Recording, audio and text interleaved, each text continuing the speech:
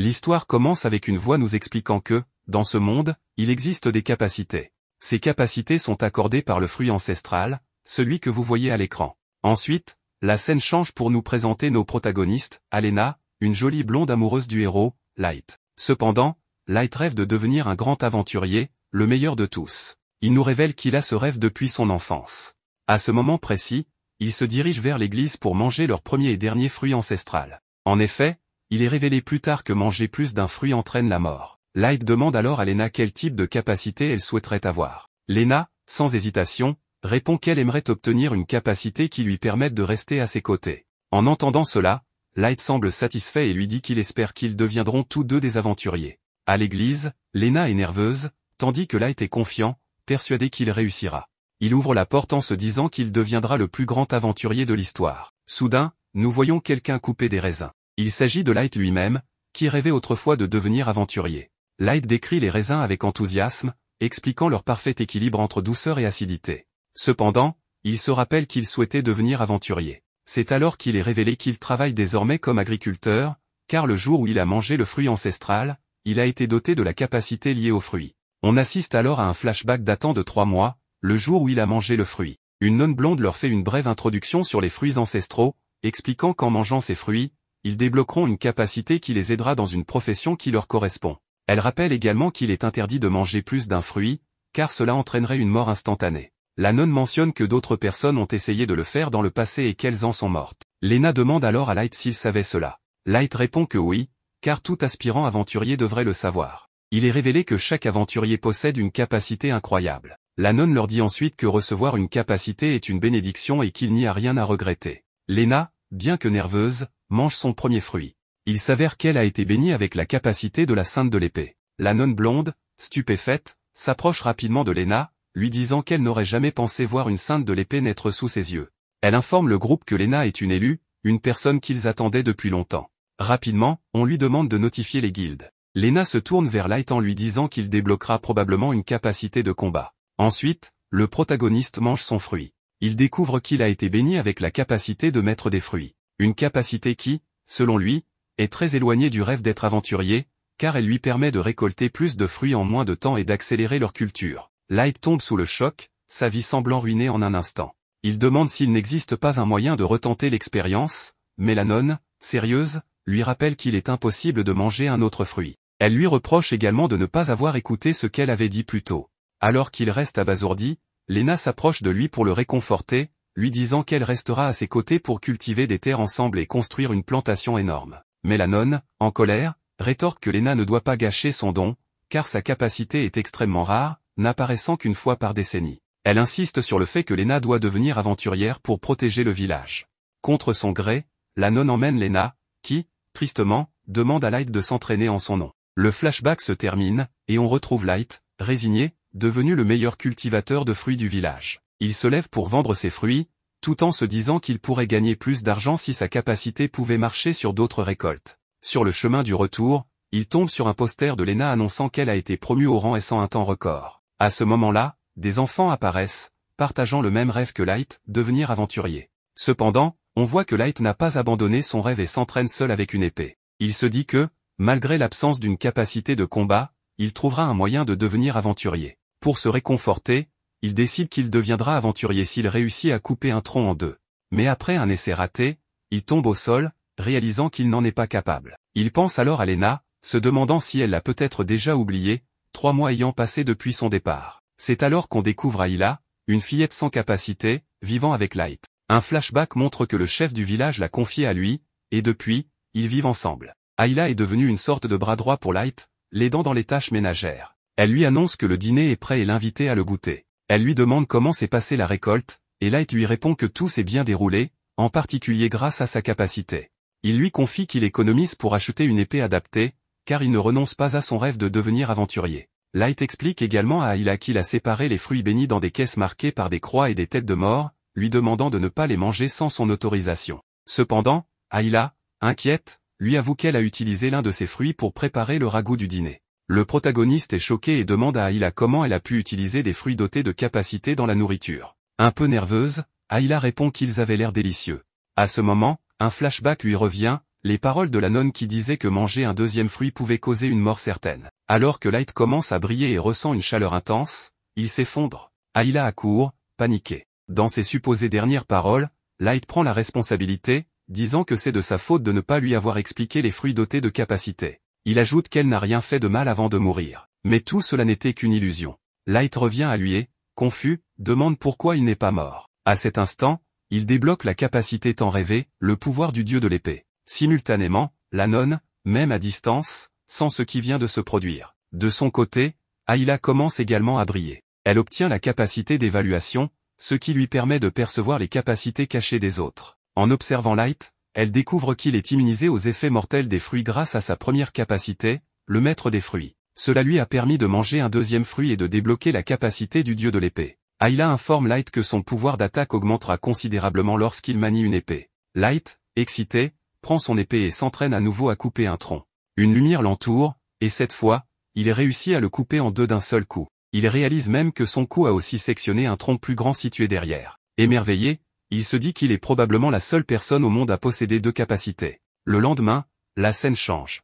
Light et Ayla savourent un grand morceau de pizza et se dirigent vers la guilde. Ayla, pleine de joie, exprime son excitation de visiter cet endroit pour la première fois. Light lui explique comment fonctionnent les récompenses, mais Ayla, gourmande, semble davantage attirée par les descriptions des mets. En cherchant des informations, Light tombe sur un portrait de Lena, magnifique avec son épée et son uniforme. Il confie qu'il aimerait la revoir, car elle lui manque. Il dit à Ayla de s'asseoir sur un banc et de l'attendre pendant qu'il va chercher une quête à l'accueil. Pendant son absence, Ayla profite de l'occasion pour utiliser sa compétence d'évaluation sur toutes les personnes présentes à la guilde. Elle est émerveillée par la diversité des compétences existantes, mais elle est également choquée par l'inutilité de certaines d'entre elles, comme ce type qui a une compétence qui lui inflige des dégâts. À ce moment-là, elle entend un tumulte près de l'accueil, alors elle jette un coup d'œil et découvre Light au milieu d'une dispute avec un des aventuriers de la guilde. L'un d'eux reconnaît Light et se moque de lui, disant qu'il était le gars qui vendait des fruits. Juste au moment où la tension monte, Ayla revient. Light, détendu, lui demande calmement de partir, ignorant les provocations des hommes. Un jeune homme, piqué par la provocation, dégaine son épée et tente d'attaquer Light. Cependant, Light bloque facilement l'attaque. Il réalise alors que tenir une épée améliore drastiquement ses capacités, même sous sa forme de base. Les amis de l'agresseur comprennent rapidement la situation et le persuadent de battre en retraite. Light, satisfait, annonce à Ayla qu'ils ont obtenu leur première mission, éliminer un Slim. Grâce à la capacité d'évaluation d'Ayla, il découvre que le Slim possède une défense très élevée. Light, furtif, s'approche du Slim, sort son épée, et le tranche en un seul coup. Il constate que sa vitesse a également augmenté en plus de sa force. Ayla, un peu coupable d'avoir blessé la créature, change rapidement d'avis lorsque Light la motive en parlant des récompenses, 10 pièces. Enthousiaste, elle l'encourage à continuer. Alors qu'il progresse, un cri retentit. Le groupe découvre que le jeune agresseur est attaqué par un ogre. L'ogre frappe violemment, projetant l'homme au loin. Light décide d'intervenir. Ayla lui signale que l'ogre semble désormais focalisé sur lui. Un peu nerveux, Light esquive habilement les attaques, mais Ayla lui rappelle que la capacité du dieu de l'épée augmente uniquement son attaque, pas sa défense physique. Un coup direct de l'ogre pourrait lui être fatal. Light se prépare à attaquer, se remémorant Lena, déterminé à réussir, peu importe le prix. Il active pleinement son pouvoir et, avec un seul coup d'épée, terrasse l'ogre. Le monstre ne bouge plus, et le danger est écarté. Ayla court vers Light pour s'assurer qu'il va bien. La scène change, et les agresseurs, initialement en fuite, reviennent pour observer la bataille. Light retourne à la guilde, où tous sont stupéfaits d'apprendre qu'il a non seulement vaincu le Slim, mais également un ogre. La réceptionniste lui demande d'attendre un instant. Les amis du jeune homme agressif s'approchent alors de Light, mais un événement inattendu interrompt la conversation. Lena fait son retour au sein de la guilde. En la voyant, Light bondit à travers la foule pour la rejoindre. Cependant, Lena déclare qu'il la confond avec quelqu'un d'autre. Light, choqué, reste figé. Light est dévasté et ne peut pas croire que Lena l'ait oublié après seulement 3 mois. Il reste là, bouche bée. Ayla, ne comprenant pas ce qui ne va pas, essaie de lui remonter le moral en lui proposant d'aller manger une pizza ensemble. Elle insiste, mais Light reste déprimé, alors Ayla le menace de manger toute la pizza si elle n'arrive pas à le secouer. Light a dépensé beaucoup d'argent pour cette pizza, alors, malgré sa tristesse concernant Lena, il ne peut pas se permettre de la gaspiller. Cependant, il mange si vite qu'il finit par s'étouffer, mais heureusement, quelqu'un lui tend un verre d'eau. En levant les yeux pour remercier la personne, il découvre, à sa grande surprise, que c'est Lena. Il est sur le point de crier son nom, mais Lena lui couvre la bouche et lui dit de rester silencieux, sinon Groose les entendra. Elle s'assoit à leur table, et Ayla se présente puisqu'elle rencontre Lena pour la première fois. Sans tarder, Light demande à Lena ce qu'elle fait à la guilde. En réalité, Lena se posait la même question à propos de Light, car elle ne s'attendait pas à le voir à la guilde. Light explique fièrement qu'il est devenu aventurier avec Ayla et raconte toute l'histoire de l'incident du fruit de compétence qui lui a permis d'acquérir une seconde compétence. Lena semble sincèrement heureuse pour lui, car cela signifie qu'il peut enfin réaliser son rêve. Light demande alors à Lena comment se passe son temps avec le groupe de rang S, Sacred. Mais à en juger par son expression, cela ne semble pas très agréable. Elle explique qu'elle est essentiellement forcée de combattre avec un groupe de personnes sélectionnées par la Sainte Sœur. Bien que la paix soit excellente, l'atmosphère est plus toxique que du monoxyde de carbone. Elle conseille donc à Light de rester loin de Sacred s'il veut profiter de sa vie d'aventurier. Light, perplexe, ne comprend pas ce qui cloche avec Sacred, car il en a entendu beaucoup de bien.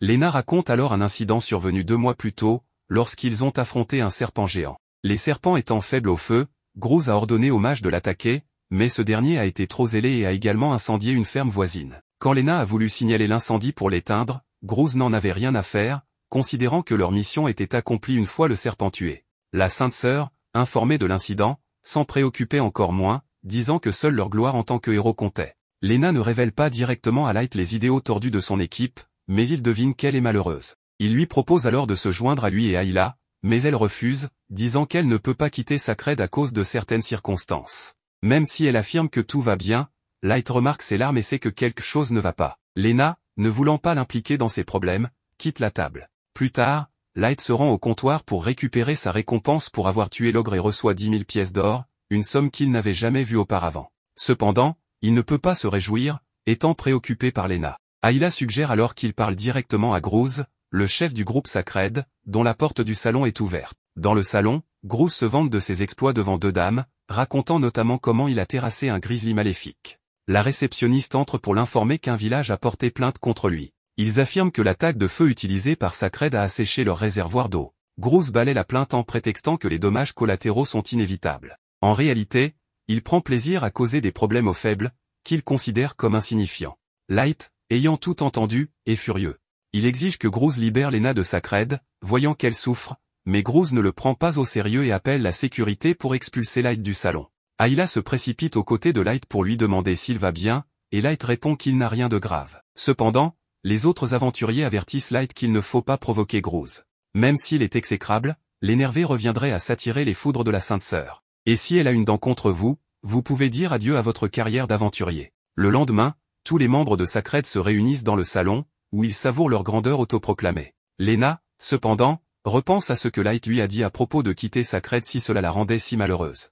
Elle finit par rassembler son courage et déclare à tout le monde qu'elle souhaite vivre selon son propre code moral en tant qu'aventurière, raison pour laquelle elle quitte Sacred immédiatement. Alors qu'elle s'apprête à partir, Groose se précipite devant elle et menace de la tuer pour avoir osé le défier. Lena est sur le point de dégainer son épée pour se défendre, mais elle réalise qu'avec sa compétence de sainte épéiste, il lui serait toujours impossible de vaincre Groose en combat singulier. Elle est donc contrainte de se soumettre et retire sa main de son arme. Groose lui assène une gifle qui la projette au sol, puis commence un discours moralisateur à moitié convaincant sur la nécessité de persévérer pour le bien des gens que leur groupe sauvera à l'avenir. Il affirme qu'elle devra persévérer jusqu'au jour où elle mourra au combat. Ce même jour, le groupe Sacred est sur le point de quitter la ville, et Lena s'est résignée à une vie d'asservissement sous les ordres de Groose. Cependant, alors qu'ils s'apprêtent à partir, leur chemin est bloqué par Light. Groose lui demande pourquoi il se tient en travers de leur chemin. Light déclare alors qu'il est venu chercher son ami. Il dit à Lena qu'Ayla et lui prévoit de chasser des monstres et qu'ils aimeraient qu'elle les accompagne. Après tout, ils ont fait une promesse, devenir aventuriers ensemble, et il a l'intention de tenir cette promesse. Lena se souvient de cette promesse et aimerait suivre Light, mais elle n'a pas la force de s'opposer à Groose. Elle demande donc à Light de la laisser tranquille avant qu'il ne se blesse. Groose, voyant que Lena rejette l'offre de Light, tente de le faire partir, mais Light refuse d'abandonner. À la place, il déclare vouloir un duel avec Groose pour obtenir la liberté de Lena. Groose refuse d'abord, affirmant qu'il n'a aucune raison de combattre un inconnu. Mais Light le provoque en insinuant qu'il a peur de perdre contre un simple inconnu. Ne pouvant tolérer un tel affront public, Groose accepte finalement le duel, prévoyant de faire de Light un exemple. Il impose cependant une condition, si Light perd, il sera banni de la guilde des aventuriers pour toujours et ne pourra plus jamais remettre les pieds en ville. Light accepte ces conditions, mais Lena tente de le dissuader, car elle pense qu'il ne peut pas gagner un duel à l'épée contre Groose. Le combat commence, et Groose dégaine son épée. Avant qu'il n'attaque, Ayla scanne ses compétences et avertit Light que Groose possède la compétence vitesse divine, qui lui permet de combler la distance avec son adversaire presque instantanément. Light se prépare avec son épée, mais pour équilibrer les choses, il annonce qu'il possède les compétences maître des fruits et dieu de l'épée. Groose ne le croit pas, jugeant impossible que quelqu'un puisse avoir deux compétences. Groose se précipite pour attaquer, et Light peine à voir venir le coup, mais il parvient à le bloquer. Groose enchaîne alors les attaques, forçant Light à adopter une posture défensive, incapable de suivre le rythme. Light finit par créer un peu de distance entre eux, mais celle-ci est de courte durée, car Groose apparaît derrière lui et lui assène un coup de genou dans le flanc. Où qu'il soit sur le champ de bataille, Groose peut apparaître instantanément à portée. Il n'y a aucun endroit sûr pour Light.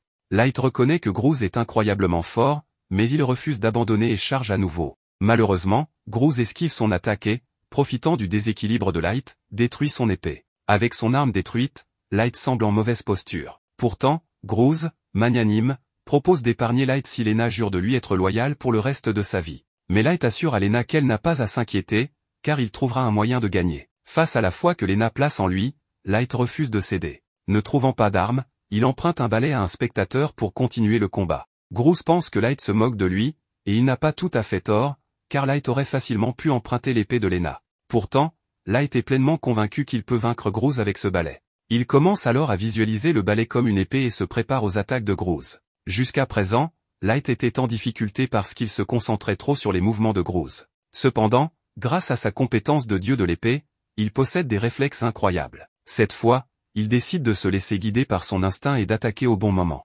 Avec cette nouvelle stratégie, le corps de Light réagit automatiquement dès que Groose se trouve à portée. Il utilise alors le balai pour frapper Groose au visage si fort qu'il est projeté contre un mur de briques. Groose s'effondre, inconscient, et Light est officiellement déclaré vainqueur du duel. Pour bien marquer son point, Light se tourne vers les autres membres de sa crède et les avertit, s'ils osent s'en prendre à Lena à nouveau, ils devront affronter sa colère. Il se retourne ensuite vers Lena et lui annonce qu'elle est enfin libre. Une fois encore, il l'invitait à rejoindre son équipe, et Lena accepte avec joie. Une semaine s'est écoulée depuis le duel entre Light et Groose, et peu de choses ont changé. Light continue de faire pousser ses fruits, son activité principale, mais il est désormais accompagné de Lena, ce qui le rend beaucoup plus heureux. Lena a préparé le déjeuner pour tout le monde, et pendant qu'il mange, elle interroge Light sur les blessures qu'il a subies en affrontant Groose. Light lui assure qu'il se sent très bien maintenant et qu'il peut enfin partir en mission avec elle. Cela aurait normalement été un rêve devenu réalité pour Light, mais un problème persiste. De temps en temps, Lena reçoit la visite d'un émissaire envoyé par la Sainte Sœur. Depuis une semaine, ces émissaires tentent de convaincre Lena de rencontrer la Sainte Sœur pour discuter de sa décision de quitter sa crède. Lena refuse catégoriquement, affirmant qu'il n'y a rien à discuter et que rien ne pourra lui faire changer d'avis. Malheureusement, en raison de la rancune de la Sainte Sœur à leur égard, Lena et Light sont désormais ciblés. Quand ils se rendent à la guilde pour choisir une quête, ils ne se voient proposer que les pires missions, comme tuer des rats dans les égouts. Ces tâches paient très peu, et leurs finances deviennent difficiles. Pourtant, Lena ne semble pas contrariée. Cela lui permet d'aider directement les gens en reconstruisant des maisons détruites, en nettoyant les égouts ou en retrouvant des chats disparus. À la fin de la journée, ils n'ont gagné que 100 pièces, à peine de quoi acheter 3 pizzas. Mais même avec un salaire aussi bas, Lena est beaucoup plus heureuse maintenant qu'elle peut véritablement rendre les gens heureux. De son côté, Light s'amuse plus que jamais. Pendant ce temps, dans la cathédrale de la Sainte Sœur, celle-ci informe son assistant qu'elle prévoit de confier à l'équipe de Lena une vraie mission très bientôt. Cependant, cette mission est de rang S, l'un des niveaux les plus difficiles. Il est possible qu'elle espère secrètement que Light y trouve la mort. Light, Ayla et Lena, heureux, ils se rendent à la guilde des aventuriers pour s'inscrire officiellement à la mission de rang S, impatients d'avoir enfin l'opportunité de prouver leur valeur, même si les intentions de la Sainte Sœur derrière cette tâche sont malveillantes. Le réceptionniste de la guilde leur demande s'ils sont vraiment sûrs de vouloir s'engager et s'ils seront capables de gérer une telle mission. Light répond en affirmant que leur équipe est assez forte pour relever ce défi. Le réceptionniste le remercie pour son courage et lui conseille d'agir rapidement, car chaque minute compte. Lena interroge le réceptionniste sur les détails de la mission, notamment le type de monstre qu'ils devront affronter, mais celui-ci avoue ne rien savoir à ce sujet.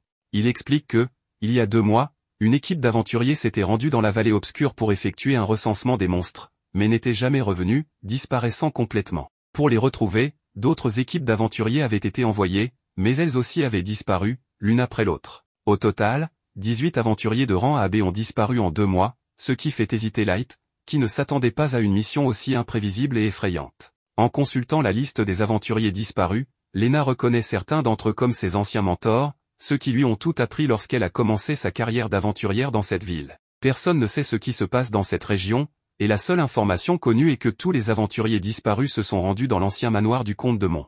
Le manoir, qui semble hanté, a été construit il y a 30 ans par un homme ayant fait fortune en tant qu'aventurier. Cependant, aucun document n'indique quelles compétences il possédait. Lorsque le comte est décédé il y a quelques années, le manoir a été laissé à l'abandon. Le réceptionniste informe de nouveau le groupe de Light sur les conditions de la quête, ils doivent retrouver tous les aventuriers disparus et déterminer la cause de leur disparition.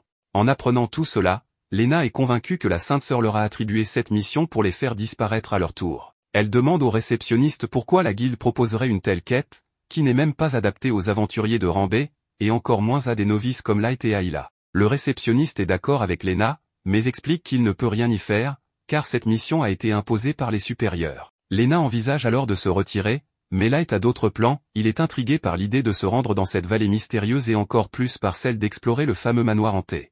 Avant de les laisser partir, le réceptionniste leur demande s'ils comptent emmener la petite fille avec eux. Light répond que la fillette est fiable et possède la compétence d'évaluation. Avec les procédures officielles terminées, le groupe se met en route. Une fois sur les lieux, ne voyant pas de chemin visible pour atteindre le manoir, le groupe emprunte un sentier de montagne étroit. En s'approchant, Light se demande comment un simple aventurier a pu gagner assez d'argent pour construire un tel château. Chacun commence à partager ses rêves sur ce qu'il ferait avec une grande fortune. Trop excité, Ayla trébuche accidentellement et tombe du bord, entraînant Light et Lena avec elle. Grâce à sa vivacité d'esprit, Light ralentit leur chute en manipulant la pression de l'air avec son épée, leur permettant d'atterrir sur leurs pieds. Mais à peine ont-ils touché le sol qu'ils se retrouvent entourés de monstres effrayants. En observant de plus près, Light réalise qu'il s'agit de versions zombifiées des aventuriers disparus. Ayla utilise sa compétence d'évaluation et découvre que ces créatures sont des morts-vivants porteurs d'une malédiction capable de transformer tout être vivant en mort-vivant par une simple morsure. Elle détermine également que ces morts-vivants conservent les compétences qu'ils possédaient de leur vivant, rendant le combat encore plus périlleux.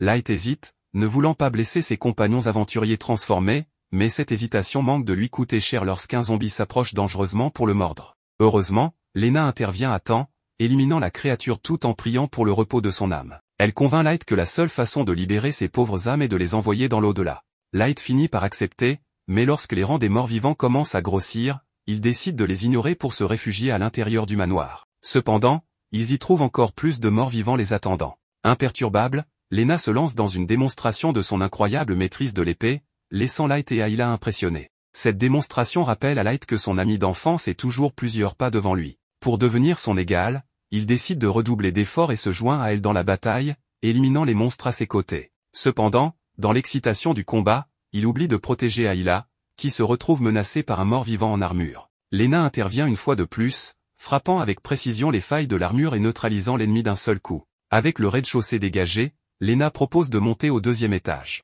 Mais avant cela, Light se demande pourquoi il y a tant de morts-vivants alors que seulement 18 aventuriers ont été portés disparus. Lena conclut que d'autres morts-vivants sauvages se sont probablement mélangés aux aventuriers zombifiés. Déterminé à percer le mystère, il monte au 2e étage et découvre un immense tableau représentant le défunt comte. Alors qu'ils avancent, une mystérieuse femme aux cheveux étrangement longs danse dans l'ombre, attendant leur arrivée. En traversant un passage sinistre, ils sont attaqués par des zombies surgissant des ténèbres, compliquant leur défense.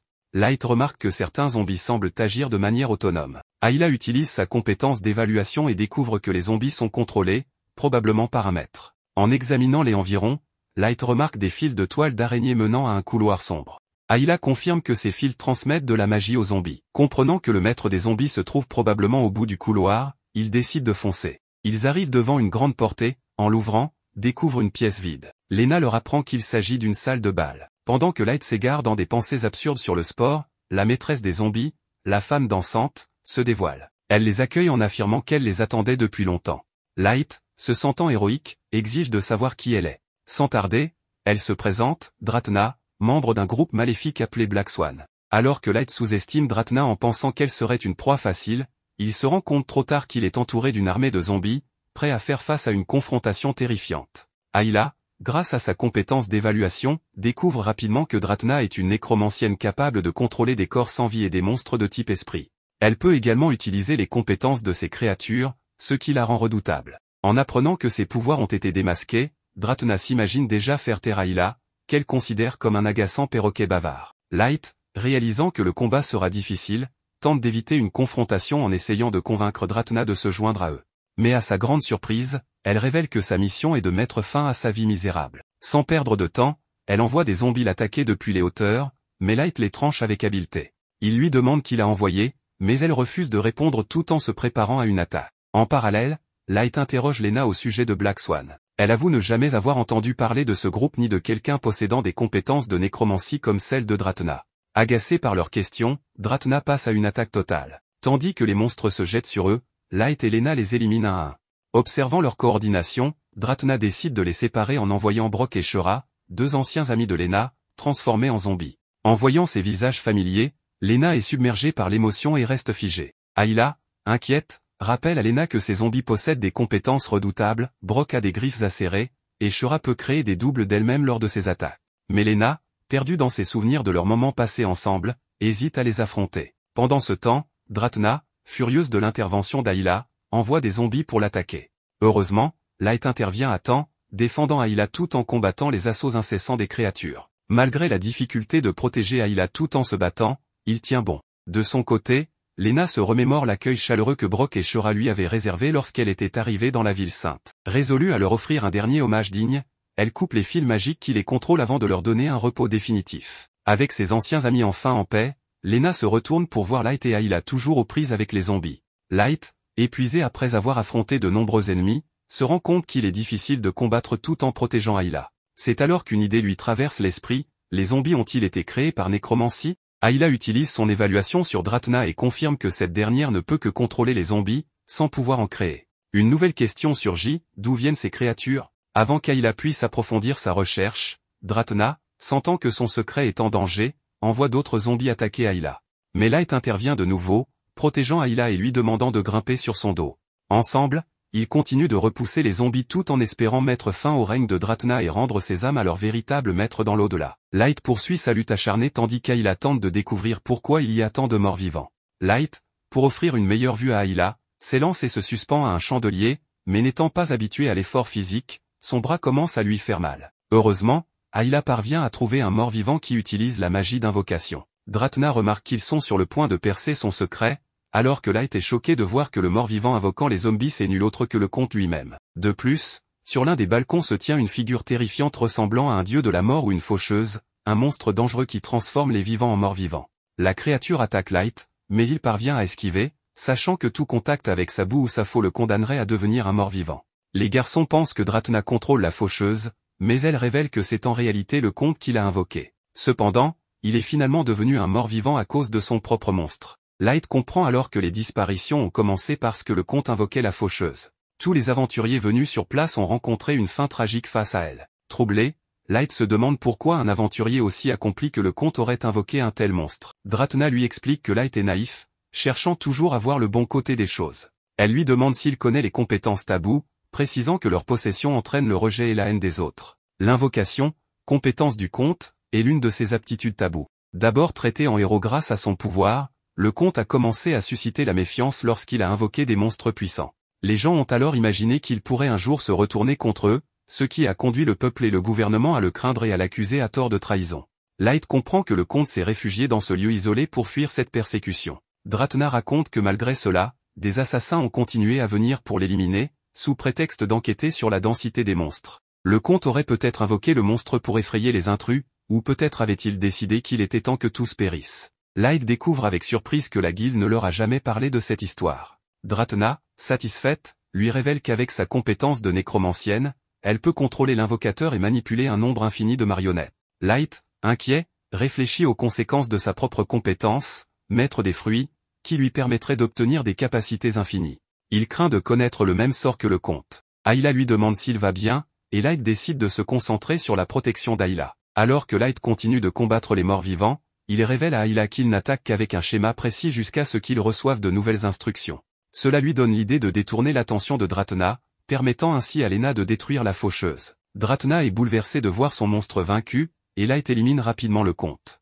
Avant de disparaître, ce dernier confie qu'il déteste les compétences et avertit Light qu'il subira le même sort. Mais Light refuse de finir comme lui. Dratna, déterminé, utilise les restes du comte pour invoquer un nouveau monstre avant sa disparition complète. Les garçons ressentent un immense pouvoir en cours d'invocation, et tous les morts vivants présents disparaissent. Devant eux apparaît un énorme dragon squelettique. Dratna est stupéfaite de voir que le monstre qu'elle a invoqué est bien plus grand et puissant qu'elle ne l'avait imaginé. Cependant, elle réalise qu'elle n'a aucun contrôle sur lui. Lena, quant à elle, ignorait l'existence des dragons maléfiques ou pensait qu'ils n'étaient que des légendes. Tout ce qu'elle sait, c'est qu'ils représentent des cibles d'un niveau si élevé que même les aventuriers de rang S ne s'en approchent pas. Ayla avertit ses amis qu'ils ne doivent pas affronter cette créature, car le dragon maléfique est résistant aux attaques tranchantes. Malgré cela, Light refuse d'abandonner et tente une attaque avec son coup démoniaque, mais son épée se brise. Il esquive de justesse une attaque du dragon et se demande ce qu'il pourrait bien faire contre une telle menace. Ayla propose alors une idée, il montre à Light une des fameuses fruits de compétence.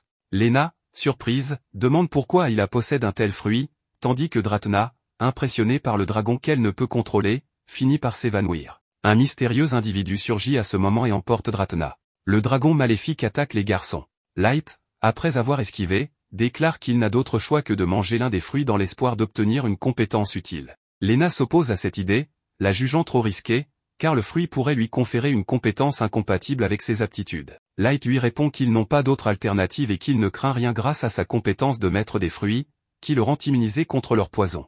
En mangeant le fruit, il ressent une sensation inquiétante. Pendant que Lena bloque les attaques du dragon, Ayla évalue la nouvelle compétence de Light et lui annonce qu'il a obtenu une résistance aux insectes. Light, sarcastique, demande si, par hasard, les dragons pourraient être considérés comme des insectes. Le dragon continue de les attaquer, et Lena protège autant qu'elle peut le groupe. Light, désespéré, demande à Ayla 2 fruits supplémentaires. Bien qu'Ayla soit terrifiée par les possibles effets sur le corps de Light, il n'a pas le temps d'hésiter. Light mange les 2 fruits. Ayla l'évalue à nouveau et, ironiquement, l'envie pour une compétence appelée charmeur de chat, bien qu'elle soit inutile dans la situation actuelle. En revanche, sa deuxième compétence augmente la durabilité des armes, mais cela arrive trop tard, son épée étant déjà brisée. Soudain, le corps de Light commence à brûler, car les effets secondaires des fruits doublent lorsqu'ils sont consommés en excès. Ayla avertit Light qu'il ne pourra plus bouger s'il continue ainsi.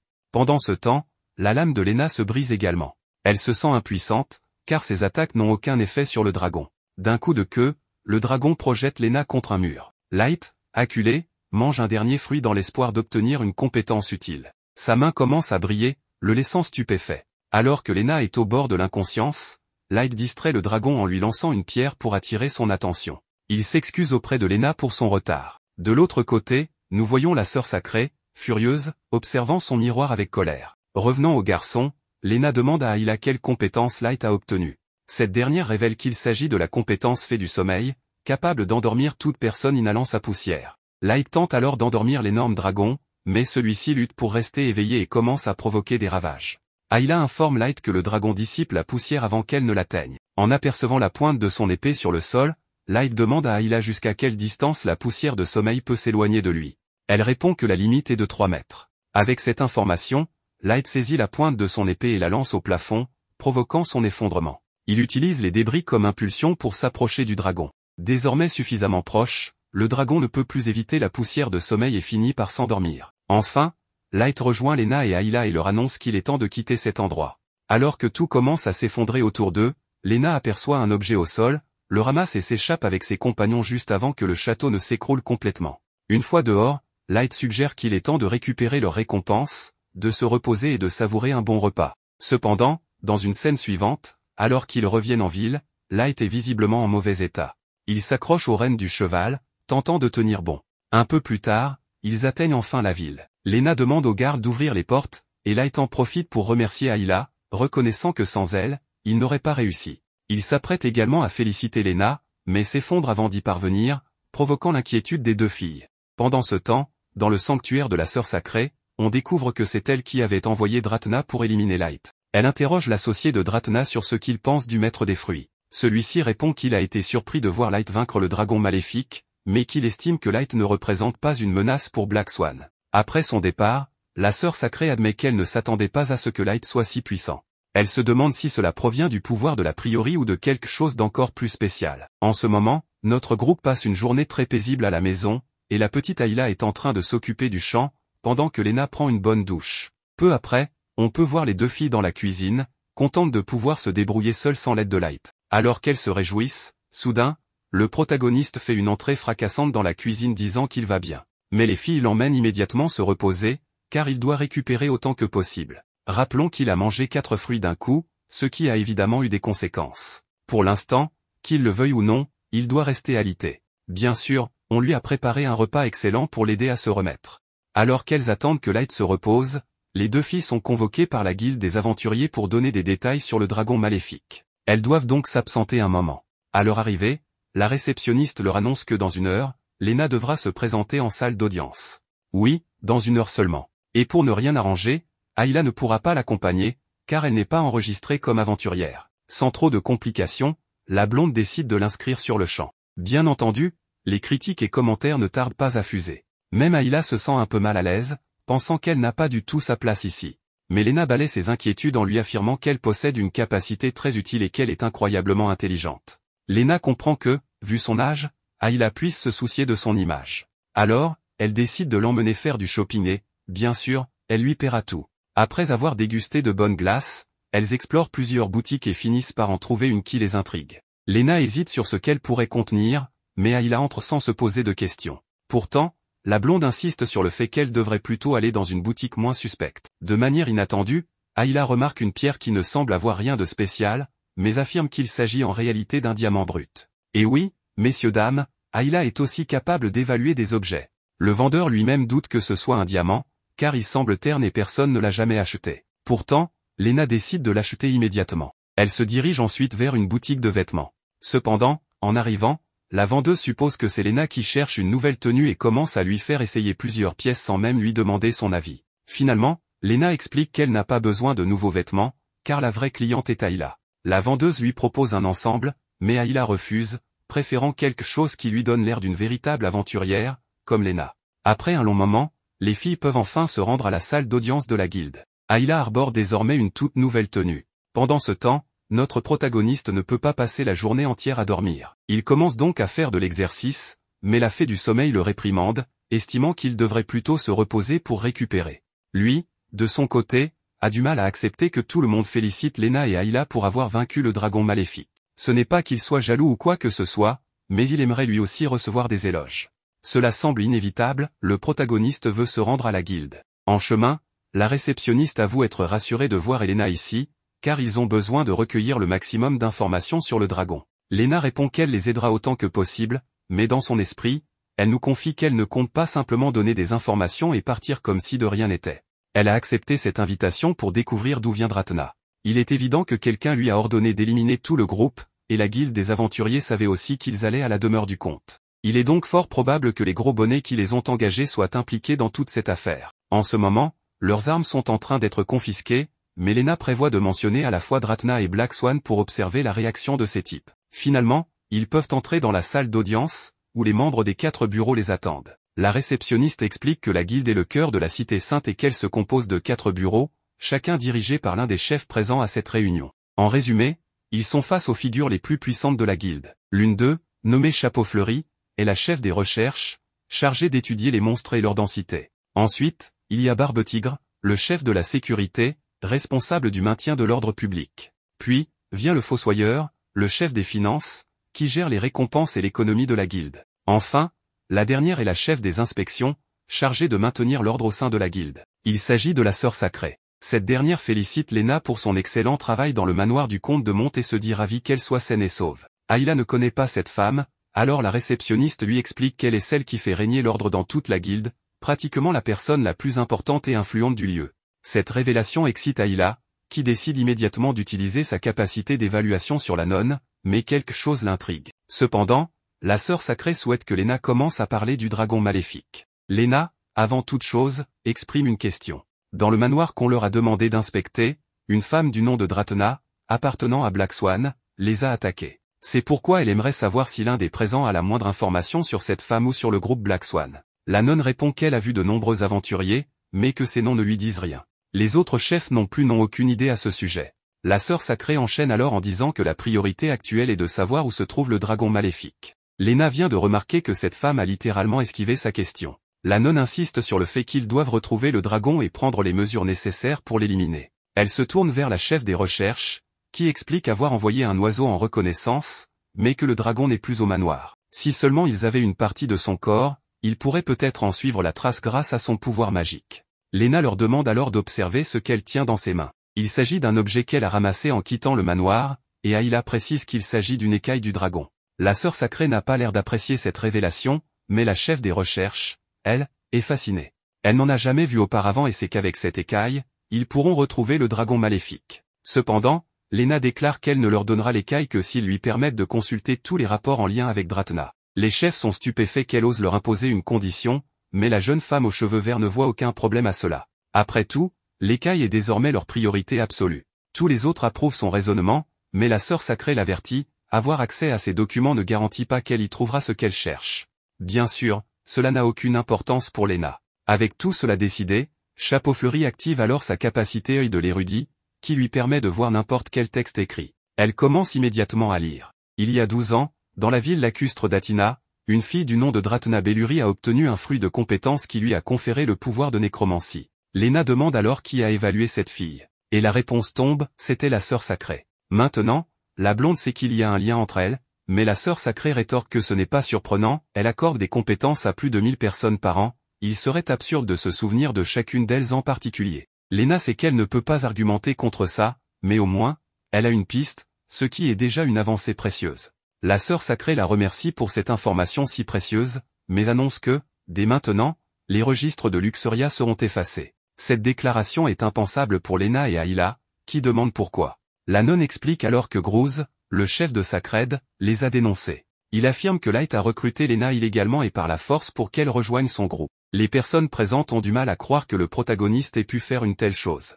Lena, elle, voit la situation comme extrêmement difficile à surmonter. Mais soudain, regardez qui arrive, Light lui-même, tout souriant, attendant des félicitations. Il remarque vite que l'ambiance est tendue. La sœur sacrée lui annonce que les registres de son groupe vont être effacés pour avoir enfreint les règles de la guilde. Light ne comprend pas pourquoi elle fait cela, mais après l'explication de la réceptionniste, il répond que cela ne le dérange pas. Après tout, enregistrés ou non comme aventuriers, ils resteront toujours Luxuria. La sœur sacrée trouve sa réaction amusante, mais après réflexion, elle change soudainement d'avis. Elle leur accorde une chance de se racheter, ils devront chasser un monstre de rang S. S'ils réussissent, elle oubliera l'effacement des registres du groupe. Lena ne comprend pas pourquoi elle a soudainement changé d'opinion, mais la nonne explique qu'elle a été émue par la détermination du protagoniste, rien de plus. Elle demande alors s'ils acceptent la mission ou non. Lena supplie Light de bien réfléchir avant de prendre une décision. Mais le héros accepte sans hésitation. Il est excité à l'idée de chasser un monstre aussi puissant, d'être payé pour cela et, surtout, de gagner en popularité. Lena lui crie dessus, c'est évidemment un piège. Mais Light s'en moque. Il a juré de devenir un aventurier légendaire, et s'il n'est pas capable de surmonter cet obstacle, il n'y arrivera jamais. Affronter quelqu'un de puissant ne l'effraie pas. Si cet adversaire se dresse sur son chemin, il le combattra, peu importe ce qu'il en coûte. Un peu plus tard, ils reçoivent la fiche de mission. Lena supplie encore une fois Light de rester sur ses gardes, cette femme prépare clairement quelque chose de dangereux. Ayla, quant à elle, confie que, malgré tous ses efforts, elle n'a pas réussi à évaluer la sœur sacrée. C'est une première pour elle. La blonde trouve cela très étrange et se demande si un mécanisme empêche intentionnellement Ayla de l'évaluer. Quoi qu'il en soit, ils doivent maintenant se préparer pour la mission. Soudain, le fossoyeur, le chef des finances, surgit et informe Light que les armes ne sont pas autorisées ici. Il devra donc payer une amende. Mais bien sûr, Light trouve un moyen de s'en sortir, il ne porte pas une arme complète, seulement un fragment d'épée, inutile en l'état. Le chef des finances se laisse convaincre et le laisse passer pour cette fois. Mais il lui rappelle une chose, puisque son épée est un prêt de la guilde, il devra payer une lourde amende plus tard. Peu après, la réceptionniste s'étonne de voir Light revenir une fois de plus avec son équipement cassé. Elle l'avertit que s'il abîme encore une arme, la guilde ne lui en prêtera plus et il devra partir en mission avec une épée brisée, à moins d'en obtenir une nouvelle par lui-même. Light comprend qu'il est temps pour lui de se forger sa propre lame. La réceptionniste lui conseille alors de consulter un spécialiste qui pourra lui fabriquer une arme sur mesure, lui permettant ainsi d'exploiter pleinement son potentiel. Désormais, le protagoniste s'apprête à commander sa propre épée. Lena, de son côté, annonce qu'elle va se rendre à Athina pour enquêter sur Dratna, car la fabrication d'une épée prend au minimum quelques jours. Ils se retrouveront après cela pour commencer la mission.